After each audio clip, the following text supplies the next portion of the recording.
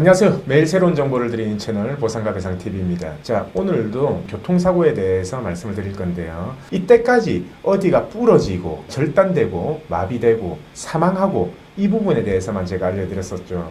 근데 오늘은 다른 케이스를 알려드리려고 하는데요. 뭐냐? 교통사고가 났고요. 머리를 다침으로 인해서 인지장애가 발생한 겁니다. 이분 같은 경우에는요, 사고 당시에 나이가 30대 중반이었습니다. 근데 인지장애가 발생했고, 그로 인해서 정신건강의학과에 신체감정을 넣은 겁니다. 물론 소송이 진행됐고요. 오늘은 이 정신건강의학과의 신체감정서를 바탕으로 만약에 인지장애가 발생했다, 머리가 외상성 치매가 발생했다 라고 했을 때는 과연 보상이 어떻게 될까? 그리고 그 과연 보상 금액이 어느 정도일까? 그 부분에 대해서 알려드리도록 하겠습니다. 자, 여기 보시면은 감정사항은요, 정신장애에 대해서 감정한다 이렇게 돼 있고요. 그리고 현재 자각증상과 타각증사의 유무, 그 내용과 정도에 대해서는 자각증상에서는 인지기능의 저하, 충동조절 어려움, 불면, 사고에 대한 재경험, 우울감 등이 있습니다. 타각증상이라는 건 여러 가지 검사 결과를 바탕으로 하는데요. 전체 지능이 IQ 지수가 57로 지적장애 수준이 됐고요. 그리고 관리지능 EFQ 지수가 48 정도, 그리고 MQ 지수 51 정도 장애 수준으로 이렇게 평가가 됐습니다. 이거는 부산대학병원에서 신체감정이 이루어졌던 거고요. 자, 그러면은 이렇게 신체감정 결과가 나왔고 각종 검사 결과 지능 지수가 이렇게 나왔다면은 우리가 평가해야 될 항목, 거기에는 뭐가 있을까요? 지능 지수가 낮아졌기 때문에 앞으로 뇌에 이상이 생기는지 안 생기는지 꾸준히 매년 검사를 받아야 될 거 아닙니까? 그래서 첫 번째가 뭐냐? 소송이 끝난다고 하더라도 향후 치료비에 대해서는 신체감정에서 감정을 받아야 됩니다. 우리가 정신과 감정을 하는 이유 중에 한 가지가요, 향후 치료비에 대해서 감정을 받기 위해서 하는데요. 예를 들어서 신경외과에서만 마비로 인해서 노동력 상실이 100% 나왔고, 그리고 개원이 얼마가 필요하다라고 이렇게 감정이 나왔다고 하더라도 정신과에 대한 감정을 안 하면요, 정신과 부분에 대해서 향후 치료비 부분이 얼마가 나올지 그 부분이 예측이 안 되기 때문에, 그리고 산정이 안 되고 판결이 안 나기 때문에 이렇게 정신과 감정을 넣는 겁니다. 근데 이걸 생각하셔야 돼요. 정신과 감정은요, 입원을 한 1주에서 길면 2주 정도 하는데요. 요즘은 2주까지는 안 해요. 한 1주 정도로 끝나는데 입원비가 자보수가로에서 한 400만 원 정도가 발생해요. 물론 나중에 이거는 소송이 끝나고 나면은 보험사에 청구를 할 수가 있습니다. 그래서 이 400만 원 정도의 감정비가 발생한다. 그거는 인지한 상태에서 감정을 들어가야 되고요. 그리고 충분한 실익이 있을 경우 감정 신청을 합니다. 자, 이분 같은 경우에 아까 제가 30대 중반이라고 했잖아요. 그러면은 다른 치료비, 다른 과의 치료비 말고 이 정신과, 정신건강의학과의 향후 치료비가 얼마 정도 나왔냐. 여기를 보시면은 이분 같은 경우에는요, 여기 증상 악화 방지를 위해서 약 4년 정도의 추가 치료가 필요할 것으로 예상된다. 앞으로 정신과 치료가 4년이 더 필요하다는 겁니다. 그러면은 4년에 대해서 치료비가 얼마가 필요하냐, 이 부분에 대해서 감정이 나와야 되겠죠. 그래서 이 감정 결과를 보면요, 4년 동안 치료비는 약 1,090만 원 정도 된다. 구체적인 걸 보면요, 접수비, 외래 의약품 조제료, 약값, 지지정신치료비, 그리고 임상심리검사, 성인종합평가검사죠. 이게 회당 보통 60만 원 정도 하거든요. 그래서 매월 치료비가 48개월 동안 플러스 검사 비용을 했을 때 약 1,090만 원 정도가 나온다라고 해서 향후 치료비가 판단이 됐습니다. 자,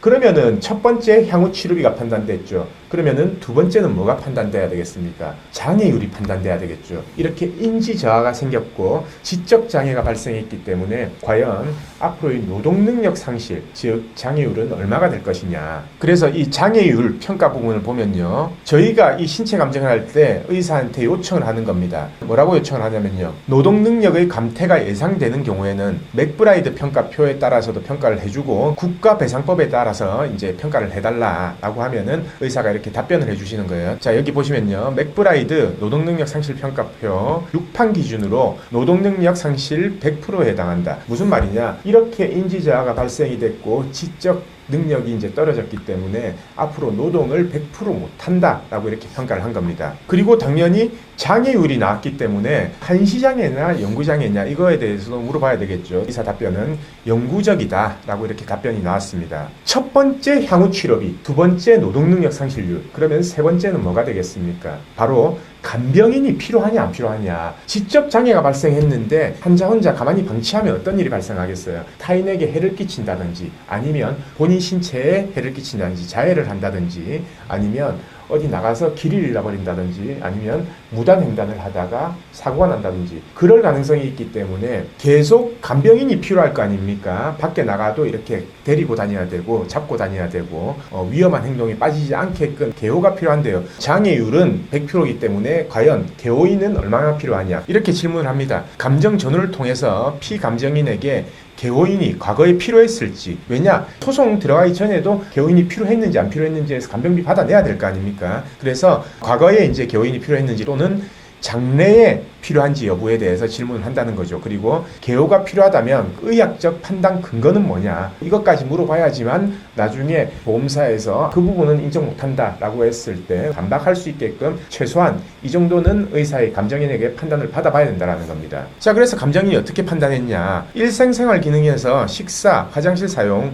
옷 입기에서 간헐적인 도움 이 필요한 정도의 저하가 있다. 그리고 이 피감정인은 수시 개호에 해당된다. 항시 개호면 24시간의 개호가 필요하다는 거죠. 근데 수시 개호면 일반 성인 남녀 1인으로 가능할 것으로 보인다. 그리고 이 개호 기간은 영구적이다 라고 이렇게 판단이 됐습니다. 보통 한 명이 필요하다라고 하면 법원에서는 하루에 보통 우리가 일하는 노동 시간이 1일 8시간이잖아요. 그러면 8시간 기준의 개호가 필요하다 이렇게 판단이 되고, 일용 근로자 임금 기준으로 판단을 하기 때문에 일용 근로자 임금이 306만 원 정도가 되죠. 근데 일용 근로자 임금은 22일을 일하는 기준이잖아요. 근데 간병인은 22일이 아니라 매일 주말에도 필요할 거 아닙니까? 일용 근로자 임금에 8일분을 더 더해서 30일 기준으로 계산한다는 겁니다. 그러면은 대략 한 달 간병비가요 420만 원에서 430만 원 정도가 나와요. 자, 그래서 이렇게 영구적으로 필요하다라고 했기 때문에 매달 430만 원씩 살아있을 동안 영구적으로 간병비가 지급이 돼야 된다, 이렇게 감정이 나온 거죠. 자, 그러면은 첫 번째 향후 치료비, 두 번째 노동력 상실률, 세 번째 간병인이 얼마나 필요하냐. 자, 마지막으로 우리가 판단해야 될 게 있습니다. 뭐냐, 이렇게 다치면은 건강한 사람보다 의학적으로는 건강한 사람이 여명이 예를 들어서 80세까지다. 그러면은 이렇게 머리를 다쳤기 때문에 80세보다는 못 산다. 여명이 단축될 거다. 라는 이 여명 단축 기간에 대해서도 평가가 되거든요. 그 부분에 대해서도 저희가 질문을 하게 되는데 그 질문을 잠시 같이 보시면요. 위 후유증이 피감정인의 평균 수명에 영향이 있는지 여부 있다면 예상되는 여명 단축 기간은 얼마이냐라고 이렇게 물어봤고요. 30세 두부 환자 여명 비율은 일반인의 81.5% 정도다. 만약에 일반인이 앞으로 50년을 더 살 수 있다라고 하면은 40년 정도밖에 못 산다라고 이렇게 결과가 나온 거고요. 그래서 구체적으로 피감정인의 기대여명은 약 39.8년이다. 일반인이 34세 이 나이 때는 48.8년이 여명 기간이기 때문에 그의 81.5%인 39.8년이다. 이렇게 계산된다는 거죠. 자, 그렇다면 어떻게 되냐? 아까 간병인이 하루에 8시간 필요하다고 했죠. 한 달에 430만 원이라고 했습니다. 그러면은 그 430만 원이 1년이면 대략 한 5천만 원 정도 되겠죠. 그 5천만 원이 앞으로 39년 동안 필요하다. 약 40년 동안 필요하다. 무슨 말이냐? 쉽게 말하면 간병인 비용만 앞으로 20억 정도가 필요하다. 이렇게 감정 결과가 나온 겁니다. 자, 그러면 이 감정인은요, 어떤 근거로 이렇게 평가를 할까요? 우리 의뢰인들한테는 이런 정신개호라든지 여명 단축 비율 이 부분 판단함에 있어서는 항상 감정인들이 쓰는 책자가 있다라고 하면서 제가 상담할 때도 그 책자를 보여드립니다. 그리고 그 책자 내용에는 이렇게 나와 있기 때문에 아마 감정 결과가 이렇게 나올 거다. 그렇게 상담을 드리는데요. 여기 보시면은 이 감정인도요, 정신의학과 영역에서 안에서 현재 상태에 대한 감정 결과를 한 거고, 본감정서는 기본적으로 이 책자를 참고한다라고 이렇게 감정서에 기재를 했습니다. 이 책자가 뭔지 잠시 보여드리면요, 바로 이 책자거든요. 배상과 보상의 의학적 판단. 여기에 보시면은 목차 중에 두부 외상의 후유증의 치료기간과 향후 치료, 두부 외상을 입었을 경우 어떤 식으로 평가를 해야 되냐, 배상을 할 때 어떤 식으로 장애 평가를 해야 되냐, 이 부분에 대해서 나와 있는 부분이고요. 그리고 척추 손상, 그러니까 우리가 하반신마비라든지 척추 손상으로 인해서 하반신마비,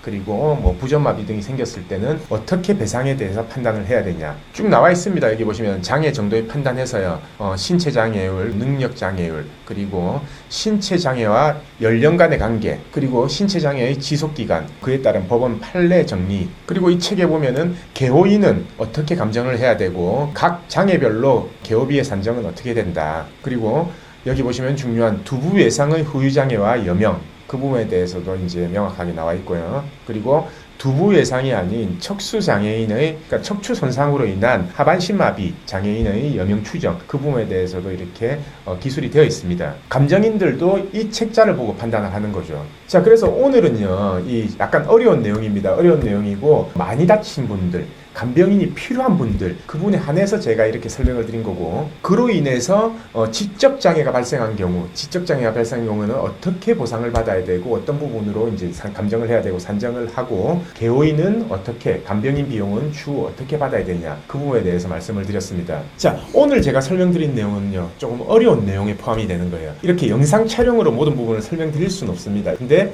제가 만나서 상담을 하면요, 이것보다는 훨씬 더 자세하게 금액을 하나하나 산정해가면서, 그리고 환자 상태에 따라서 어떻게 질문을 해야 되냐, 그리고 어떤 감정 결과가 예상될 거다, 이렇게 상담드리고 있습니다. 그래서 저 같은 경우에는요, 두부 외상 환자분들, 몸에 마비가 있다든지 아니면 이렇게 지적장애가 발생했다라는 분들은요, 제가 환자를 일일이 다 봐요. 다 보고 대화도 해보고, 그리고 마비가 어느 정도 있는지를 판단을 하고, 그렇게 직접 환자를 보고 나서 자세한 설명을 드리고 있습니다. 그래서 만약에 사고로 인해서 이 부분이 궁금하시다라고 하면요, 언제든 저희한테 연락을 주시면 됩니다. 영상 아래쪽에 보시면 삼각형 표시 클릭하는 데가 있어요. 거기에 저희 사무실 전화번호, 그리고 상담 신청을 할 수 있는 링크를 만들어 놨습니다. 그래서 그 링크를 클릭하시면은 바로 상담할 수 있게끔 되고요. 아니면은 저희 사무실로 바로 전화를 주셔도 됩니다. 필요한 경우 제가 환자분을 직접 보고 상담을 해야 될 경우도 있기 때문에 뭐 지방 어디든 상관없습니다. 그래서 우선 연락을 주시고 절대 보험사한테 피해 안 보고 무작정 합의하는 일이 없도록 했으면 좋겠습니다. 오늘 방송은 여기까지 하고요. 내일도 또 다른 새로운 주제를 가지고 오겠습니다. 오늘 방송 끝까지 봐주신 구독자분들 감사드립니다.